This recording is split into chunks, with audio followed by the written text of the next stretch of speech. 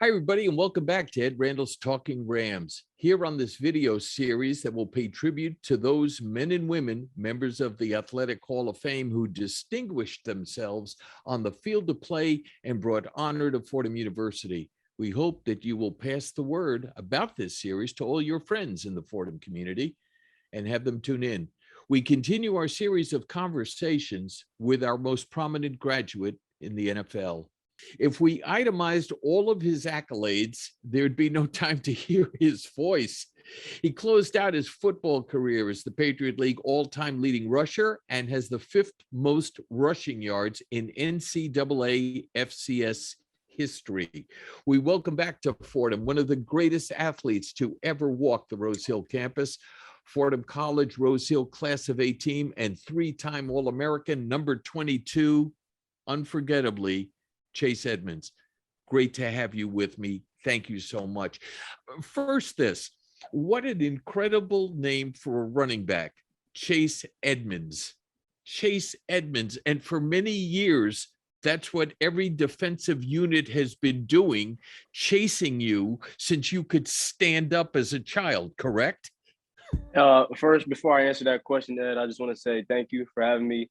Honored to be here. Always love to give back to Fordham and do whatever I can to help you guys out and give you guys insight.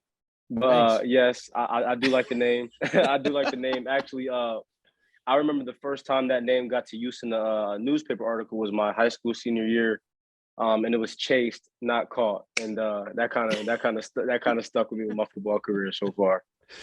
Oh, have you been teased about the name through the years?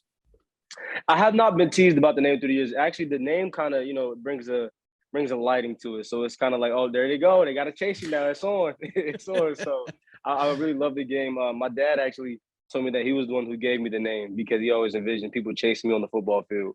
That's what he says, at least. I was going to ask you what was behind. I was going to ask you what was behind naming you Chase. Yeah, I mean, that's what he says. Now, I don't know if that was really true or not. I do know my first name, thank God my mom did not get to stick with it, was going to be Wellington. So, wow. Chase is a little better. The way it's turned out, it's absolutely perfect. And I'm so glad you're sitting still for us so we can actually have a conversation. You're the son of Allison and Reginald Edmonds. Tell us about them. So both two hardworking parents. I like to think that I got my intelligence and my wits from my mom, and I kind of got my athleticism, my grind, and kind of like my attitude from my father. My dad really instilled that attitude in me with just working hard, always never coming in second when it comes to work ethic. Just always working for everything that you do in life, no matter what it is. I'll never forget. My dad used to clean churches, and I would help him out with that, and he would always just tell me. Well, one, he would tell me, this is why you got to do what you got to do so you don't have to do what I do. But two, he would always just tell me in life, no matter what you do in life, just make sure you do it 110% and give it your best ability, no matter what that job is. And that's something that has always stuck with me through my life. And then my mom, she's obviously, she's a very intelligent woman. She graduated from the University of North Carolina, got her master's from the University of Texas. And I like to think that that's kind of how I got my way into Fordham, from her intelligence. What was she studying? She's a speech therapist. Wow. Good for Yes, her. Sir. And good for them. We don't get to pick our parents. How lucky you are. Yes, sir. Yes, sir. Very lucky, very blessed. Let's talk about growing up in Harrisburg, Pennsylvania. You were all state there. At what point in time did you begin to think, I'm pretty good at this? And they're chasing me. I am guessing loved football from the first time you touched the ball. Oh, so the love for football, yeah, definitely started when I was about 6 years old. Actually, though, with the first part of your question, I didn't really get that confidence until about my junior year in college, just because I remember going through high school. That late? Really? Man. My high school years, we had a lot of talented kids in the area. So it was some running backs in the area that had bigger offers than me, that kind of had more hype about them. And I was kind of the underdog. I was the guy that, I went to Fordham. While it was D1, it wasn't like we had somebody go to Penn State from my area, another person go to Rutgers. somebody else went to another Division I school that I can't think of off the top of my name. But I was relatively the smallest recruit coming out of Harrisburg, and then at Fordham, once I got to Fordham, I don't think I really realized what I was doing or what I accomplished until I started looking back on it. Like, to win the Jerry Rice Award, very humbling, very big blessing. But just I still don't think that I really realized what came with that, even though it was Jerry Rice, and I didn't really realize the track that I was truly on until about my junior year of, I actually started to see my name now in articles. You start to get calls from agents. You start to realize that, okay, this buzz is more than just a Fordham buzz. This is actually real. But it's stunning to me, knowing your accomplishments, that it took that long for you to feel a sense of confidence after all that you had done on the football field years before as an all-state kid, 3 years in Pennsylvania, and then having a phenomenal freshman and sophomore year. Yeah, and I think that just comes from the chip that was on my shoulder. Truly, I felt like that because I was at Fordham, I had to outwork everyone. I remember always just praying before I got to Fordham, before I officially signed my NIL. Thank God it didn't happen. I wanted to be a D1 FBS player so bad. I didn't care where it was. I didn't care if North Texas would have offered me, San Jose State. I mean, any school in the country, if it was FBS and they would have offered me before I signed my NIL, I would have took it because, as a kid, especially back in those days, like it's 30 years ago, but, back in those days where it wasn't as big or as popular for kids to come from small schools to the NFL, I felt like, man, if I want a chance to go to the NFL, I have to go to an FBS school. I have to sign somewhere where I can at least be seen on the TV. And that's just not the case at all. I think that's the biggest blessing in my life to this day, was being able to not get that FBS offer and being able to go to Rose Hill campus. Who were your favorite players growing up? LaShawn McCoy, by far. And that's just because he was from Harrisburg. I got to see a lot of his games as a kid when he was in high school. I was actually at the game when he broke his ankle. And my dad, back in the high school days, they used to have fans hold the chains. And my dad would always hold the chains at the McDevitt games to get an up close and personal view of watching Shady run the ball. So definitely LaShawn. How many colleges and universities were after you? And tell us what the recruiting process was like. Yeah, so for me, I didn't get my first offer, which was Fordham, until the summer going into my senior year. They actually offered me just strictly off film. And that's kind of where I had a sense of loyalty to them, because I started to get some offers my senior year in the summer. As I started to go into camps, I started to really kind of mold into a really good running back. So at the end of the day, I really had a top three. It was really Fordham, Villanova, and I want to say Colgate, I think, was in my top three. And it really came down to Fordham and Villanova. My mom, actually, funny story, wanted me to go to Villanova so bad. And because I think partially because it was closer to home. Right. She felt like the academics were about the same, so she could have me closer to home. True. She wanted to do that.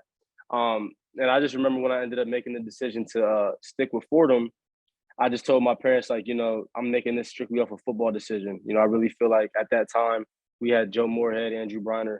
I really loved the offense, and I felt like the opportunity was just calling my name. I got to Villanova, and the first thing they told me in my official visit was that they were going to redshirt me.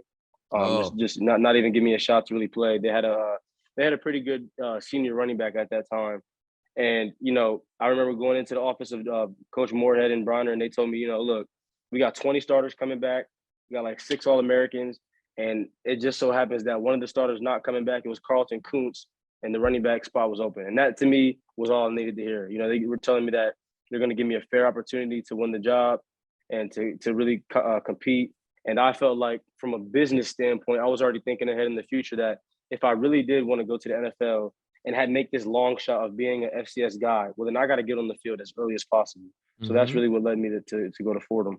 And how lucky Fordham fans were to be able to see you immediately succeed. Kuntz, who was such a terrific player, and now there's Chase Edmonds in the same spot. Yes, sir. Yes, sir. It was definitely a really great learning experience for me because I was so young, but the team was so seasoned. We had such a vet team that year, and I got to really just hang around a lot of the seniors. In certain ways, I was closer with that senior class than I was my own class because they kind of took me under the wing. Niebuhr, right. I still hang out with Wetzel to this day. Excuse me.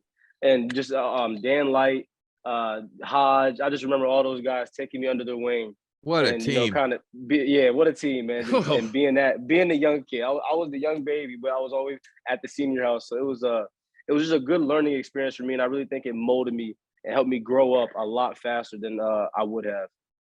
Take us back to the first time you visited the Rose Hill campus. What were Yeah. your impressions? My first time, my official visit, man. I remember that. I think it was in October. I ended up staying at Sam Majalis' house. He was an All-American receiver. He was my host, I believe. And just going there, seeing all the guys, really seeing how tight the team was, really stuck out to me. I'm a big person on relationships. I'm big on that. Just the relationship that you have with people, your friends, your family, your teammates, and to see how those guys treated each other as family. That was something that I really gravitated towards very quickly. And still to this day, like I said, I'm still friends with Brian Wetzel, who was 4 years older than me, and just I was just with Kevin Anderson last weekend. So I think that was the biggest thing that stuck out to me, and the biggest thing that I hold dear to my heart is just the relationships from the guys that I've been around with Fordham. Just awesome people, great people, and that's something I would like to surround myself with. Who was the first friend you made? The first friend. My freshman year, the first friend was Caleb Ham. He was my roommate. Caleb Ham, I remember going into my room, and I had this super country boy. I mean, just all yes sir, no ma'am, yes ma'am, and seeing his dad Tracy Ham come through the door, and that Caleb Ham was my first friend, and then my second friend and best friend obviously was I'll never forget it, Kevin Anderson. I was walking out of what was the freshman dorms called, man? What Keating Hall, not Keating Hall. I can't. I wish I could remember the freshman dorms. I'm walking out the freshman dorms.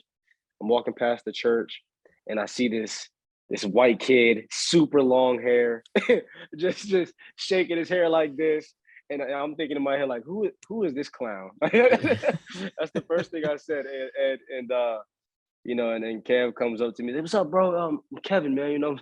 I just transferred here from Marshall," and the rest was history with that relationship. Where'd you live on campus those years? So I can't remember. I lived on the typical freshman dorm my freshman year. I just can't remember the name of it. My sophomore year, I lived in O'Hare Hall, which is all the way down on the by the entranceway. I do remember that. Junior year was also O'Hare, and then senior year, Kevin and some of the guys ended up convincing me to finally live off campus. I was a big on-campus guy because I never felt like I wanted to walk off far ways, either to practice, to the facility, or to my classes. But my senior year, the guys ended up convincing me, and we had our own house on Arthur Street. I forget which building it was, but it was me, Kevin Anderson, Austin Longy, Isaiah Seawright, and Liam Cadman. Let's talk about your academic life. You were a communications major. Tell us why you were a communications major. So, funny story with that. I actually wanted to be a theater major. Really? Denzel Washington is my favorite actor of all time. Yeah. Fordham grad. Yep. And I remember my freshman year, I was doing theater class, and the professor had put me to the side and said, "Man, you got a really good knack for this. I really think you should take this seriously." And I remember going to Eric, who was my student advisor, not my financial advisor, and Sister Ann, and talking to them about how I can make it happen. And it was just, I really couldn't make the theater side happen because at that time, all the theater classes were at the, is it Lincoln Center, the campus in the city? Yes. Most of the theater classes were at Lincoln Center. And so for me with football, I couldn't commute fast enough to go from Lincoln back to Rose Hill to make it to practice. So I ended up only taking my theater class for the first year. And I ended up saying, well, communications is such a stereotypical major, but I like talking. I like being in front of cameras, and I'm comfortable with it. And, one day I figure, if it works out, if I do make the NFL, or if it doesn't, maybe I can get up and try to be an analyst, or maybe I can get up and just talk about the game that I love so much. So that's why I went with communications and broadcasting. When you look back, do you have a favorite class and a favorite professor that is memorable to you? Father Denniston, theology. Rest in peace to his soul. But Father D did a great job of making a class that a lot of kids just honestly, truth be told, weren't excited about. And Mhm. he did a great job of making it fun, making it exciting, making it knowledgeable, making it, going in there actually learning something, but still having fun. Father D was probably my favorite professor. My favorite class, uh, I'm gonna say my favorite class, and this was my senior year, and I was kind of I had already basically graduated. I was only taking three classes that year. It was kind of just one of those jokester classes that you take just get an easy A, but it was Mhm. homelessness. But I say that was my favorite class because I had an experience that we had to do for our final project that really kind of changed my outlook and my perspective. And with this homelessness class, our final project was we had to go. You walk right outside the Bronx, and it's real life. It is. And we had to interview a homeless person, Mhm. and you interview a homeless person, and you just ask about their life, ask about how they got to where they are, who Right. what did they do prior to that, or how did it even happen, how did it transpire. And the person I interviewed, man, we ended up having to like a 2-hour conversation interview, and it really just changed my perspective on life and I bet it did. what's difficult in life, what's not difficult, what you should be complaining about, and what you shouldn't be complaining about at all. And that class really changed my perspective a lot going forward as a young man. Mm. To the football field. The first game is August 30th, 2014 against St. Francis, a home game. Yep. Fordham wins 52-23. Tell us about that first game. Uh, I didn't start that game. I remember though I did start kick return, and I took the first kickoff about maybe 60 yards down the field. It was like a counter play. I remember running to the right side of the field a little bit, cutting back left, going to the sideline. I kind of like sidestepped someone, and it ended up getting to like the opponent's 30-yard line. I think I remember I think I finished with 181 yards, 181 all-purpose yards that game, and the touchdown. That's so funny you said. I remember that game though, like it was yesterday. That was Really? yeah, I do remember that game like it was yesterday. I remember that game a lot, man, and I think that kind of started it off to Oh, oh my boy, career. no, it did start it off, Chase. You became the first freshman to rush for 1,000 yards, and you won, as you've referenced, the Jerry Rice Award as the top NCAA FCS freshman, along with All-American and Patriot League Rookie of the Year honors after running for 1,838 yards. I'm not going to insult you and say, my God, did it seem easy your freshman year? I know it's not, but 1,838 yards out of the box. What was that like for you when you reflected back after that freshman year? Yeah, it's crazy because like my freshman year was kind of like my best year, like stat wise almost, and I think man, it's a tribute to my teammates, to be honest. That year we had an all American quarterback, we had two All American receivers, we had an All American tight end. So I was just kind of like, every team would come into the games and it's like they just got a freshman running back. Don't worry about that. We're gonna make sure we play too high and make sure that Michael Niebrick in the passing attack can't defeat us. So I was really always seeing super light boxes, and I think that I really benefited from having a great O line and a great system with Moorhead, and I kind of was able to get past those boxes. And then once I got past it, I mean, it was just nobody to tackle me because everybody was so worried about the passing game. There were so many weapons on that team. So many, man. That team. I wish. I wish Niebrick wouldn't have got hurt and Dan wouldn't have got hurt just to see how far we could have really went. Because I mean, I felt like we were the best team in the country. I mean, our offense was unstoppable that year. You couldn't defeat us. No. It was crazy. 2015, you're named the Patriot League and the ECAC Offensive Player of the Year. 2016, you're named consensus first team All-American after averaging almost 164 yards per game. One game in particular that you must talk about, Chase. October 8th, 2016 against Lafayette. You rushed for a school record and Patriot League record 359 yards. You did this on only 17 carries. You averaged 21.1 yards per carry, and that's an NCAA FCS record for most yards gained per rush in a game. I'm assuming this was the greatest game you had at Fordham. It was, yes, sir. What about that day? Man, you know what? it was just big run after big run after big run. I think I hit an 80-yard touchdown on a Clippers cutback. I hit we did a Clippers same, like an inside zone to the left for like another like 74. And then I hit like another like 52-yard where I should have scored if I'd have kept going outside instead of trying to cut back. But that game was a blur. That game was definitely a blur, man. Because, it kind of started off kind of slow. Like, I didn't go right off the gates going, long run after long run. And it kind of just opened up. And I didn't even realize I had that many yards until someone pointed it out for me, to be honest. Uh-huh. After that game, and somebody did point out to you, Chase, 359 yards. Chase, I've never heard of a running back having 359 yards at any level. What was it like after that game? Humbling. That was the first time I think I seen myself on ESPN. I think they called me like Babyface Chase or something like that. I was like, come on, bro. I can't just be Chase Edmonds. But very humbling. And I think that would have been my junior year. So again, that's kind of when it really started for me. Like really starting to realize, like, man, that's I got when you got here. Your confidence, as you said earlier. Yeah, I got a shot here. I got a real shot of a puncher shot of actually, accomplishing my dreams to get into the next level. The next year, you missed 4 games due to injury.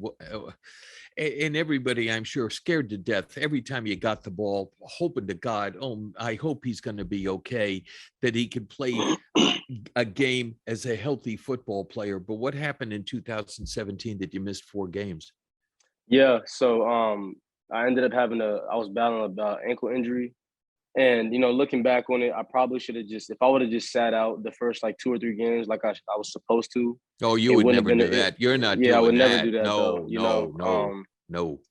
Still looking back on it, man, I wish I would have, just to see, because I know we'd have made a run if me and Kev would have been healthy. And that was just a very tough year for us. But that was a year for me where taught me a lot about myself as a man, especially my spirituality, just because I battled some very low points in my life at that point, just because, you go from, like you said, being a 3-time All-American. I'm finally getting this buzz about me a little bit. Mm-hmm. I'm finally getting this confidence to where I finally really truly believe that I can, be a draftable player. And then to have those, just to miss those 4 games. And in the games I did play, I wasn't 100%. I wasn't myself. Agents stopped calling a little bit. You stopped seeing your name. And it's just it was a low point for me, just because I kind of went back to that hole of like, man, I don't know if I can do this. Like to get all the way here to my senior year where it was supposed your confidence is starting to wane now. Yeah, and it's like your senior year is supposed to be your best year, man. Your right. Best possible year. And for me, it was by far my worst. Taught me a lot though about life and just how to handle highs and lows. But you still ranked 4th in the Patriot League in total rushing yards, even with that. Yeah. Talk about the coaches. Joe Moorhead comes to Fordham and he's transformative. Yeah. And has phenomenal teams.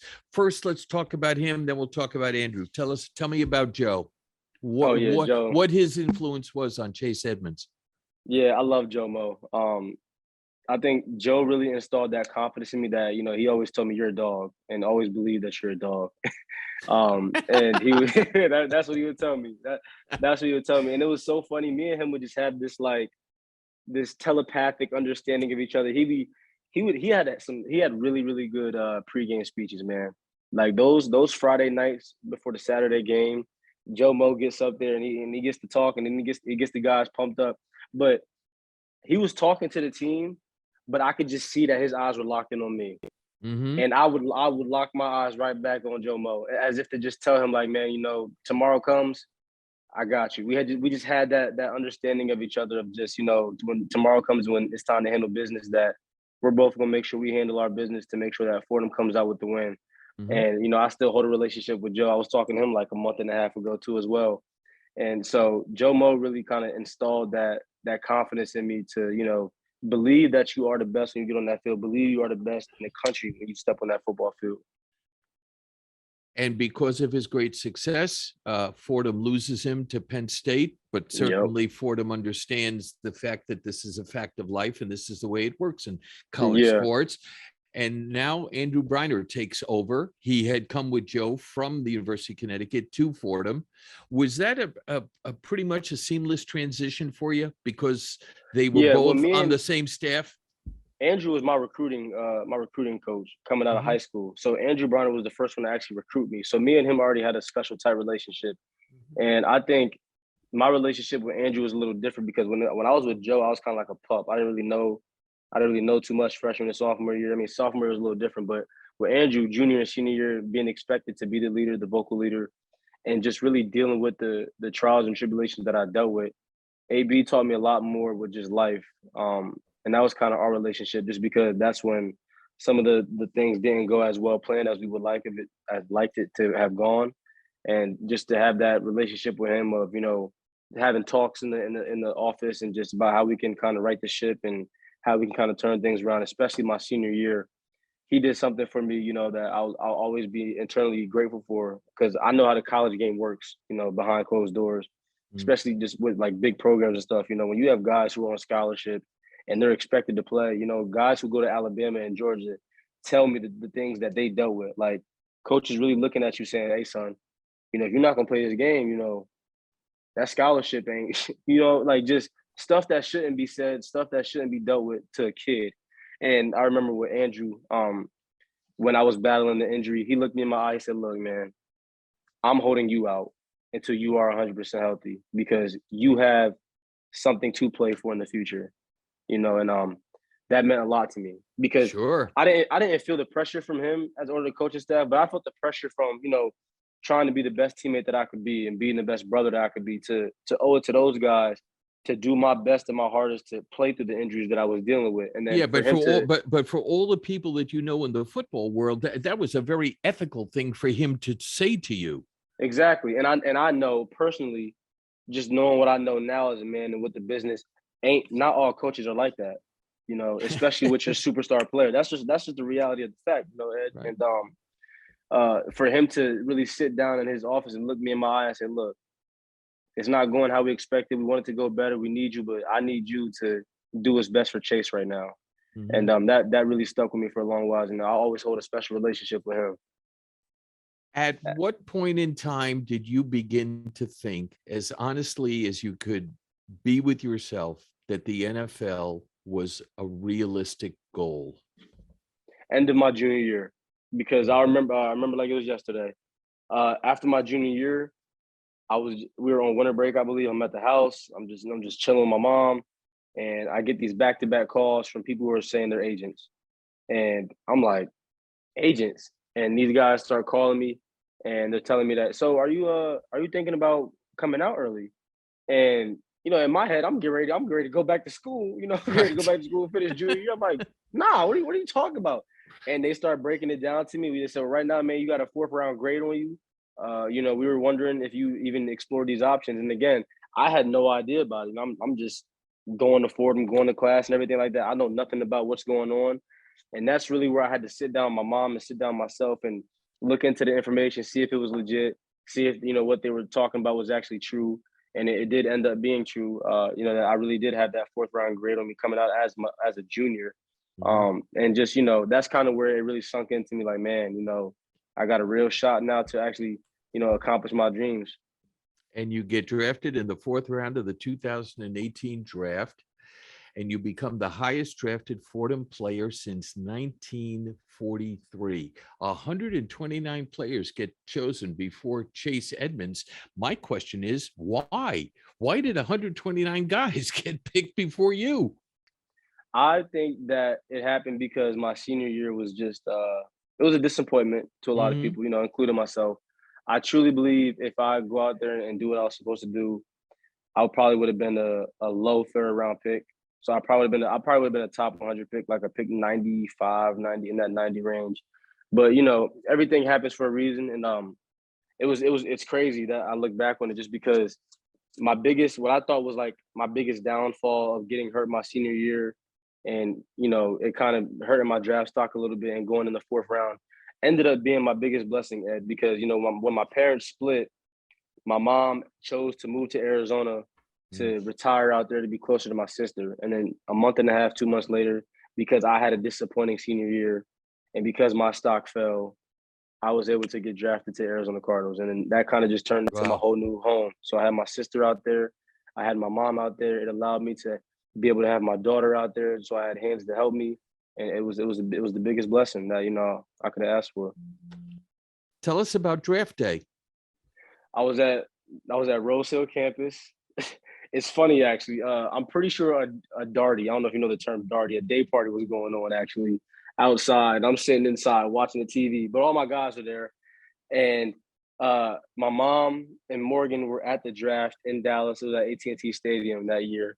They were at the draft. They wanted to see my name get called.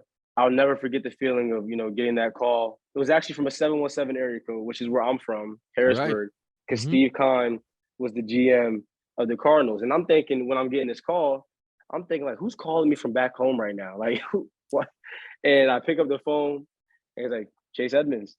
I'm like, hello, who is this? And he goes, it's Steve Kahn, general manager of the Arizona Cardinals. And that's when it started to hit me. My heart started beating really fast, and it was about pick 131 at that point. So it was about 3 more picks before they even selected.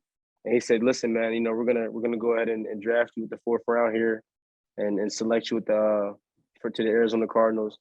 And I just remember, once my name going across the board, all the guys coming in, running in, pouring champagne on me and everything like that. But just for me, man, like I said, it's about relationships, and to be able to bring in that moment with my teammates in college who, I really just shed blood, sweat, and tears with the whole time, and to kind of go through what I went through of just, having a disappointing senior year and then kind of having to climb back up the rankings through the combine was a great experience for me.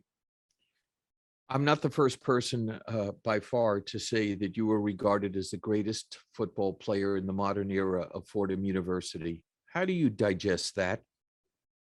It's very humbling to me, man. It's very humbling to me. To whom much is given, much is expected. And I just take that, and what I try to do with that statement is I try to just push it to the next generation, the next era, and spread wisdom to them that when I went to Fordham and when I came on campus, my mentality, because I wanted so badly to be an FBS football player, was that, I'm gonna come here and I'm gonna be the best football player they've ever seen because I shouldn't be here. That was my mentality in my head. And to really have that and come into fruition and to actually, happen for me, it just shows that with hard work, man, you can do anything in this life, and whatever you want to do, whatever you want to be, you just got to work hard at it. You got to be consistent, and you got to be disciplined. And that's something I take pride. The next class of the Fordham Athletic Hall of Fame is scheduled for induction in the fall of next year. You will be first year eligible. I think, Chase, you got a pretty good shot at getting in. What do you think? It's gonna be an honor. It'll be an honor and a blessing, man. And hopefully, hopefully it's not during the season, so I can actually come back to the campus and be able to accept the award myself. I haven't been able to get back to the campus actually since COVID, unfortunately. So it'd be awesome for me to just come back there and really just cherish those memories with my friends and my guys. That it seems so short ago, but it's already been 5 years since I've been a Fordham graduate, which is it's crazy to even imagine for me. But to be able to just hear that, I'm going to be a Hall of Fame eligible person and probably most likely get inducted is a blessing, man. It's very humbling for me. Last thing, sum up your experience at Fordham and what would you like to say to the Fordham community? Man, trying to just find the right words. My experience at Fordham was just a blessing, and looking back on it, I remember the times of struggle. I remember the times of me saying like, "Oh man, why am I here? I can't get through this." With the like whether it was with the academics or and just the scheduling, and but having the relationships that I had and that I built with the guys that I have now to this day, I'll forever cherish in my heart, man. And what Fordham did for me as a man, it really prepared me for real life. For life for honestly for life after football. And I'm not even at that stage of my life, but it'll be approaching before you even know it. And I think what Fordham really did for me was it taught me just how to be independent. It taught me how to not rely on nobody else. It taught me how to get my own work done and how to just continue moving forward and how to, take the highs with the lows. And I think that that's something that, I can always hold dear in my heart because that's just what life is, man. Life is a roller coaster. It's all about the high points in your life, how you deal with those high points. It's all about the low points in your life and how you get up out of that. And that's something that, with my experience at Fordham, that's kind of what I went through with highs and lows. And it's something that has prepared me for, life after football. And that's something that I can never take for granted because I know how much of a issue and how much of a problem that is for men in my position who didn't get to go to Fordham. Guys who went to just big schools and who just played there and they come and deal with life after football. It's really a shocker. And it really puts you in a dark place, in a dark hole that, some guys can't get up out of. My message to the Fordham community is just and whatever you do in life, consistency and discipline. And you can do a lot of things, a lot of great things in your life. You can accomplish anything that you set your mind to. Best wishes to you this season and for all seasons to come, for however long you're on the football field. Be well and be safe. And thank you so much for your kindness and generosity to Fordham and to this program. And this production has been aided and abetted by Athletic Director Ed Cull, Assistant Athletic Director Kara Field, and the indispensable Joe DeBarry, member of the Sports Information Directors Hall of Fame. As the great Hall of Fame broadcaster Ernie Harwell once said, I think I've done all the damage I can do. Please note no animals, especially rams, were harmed in the production of this Zoomcast, nor any special effects used. And when all is said and done, there's nothing left to say or do. Thanks so much, everybody, for putting up with me, and we'll see you next time on Ed Randall's Talking Rams.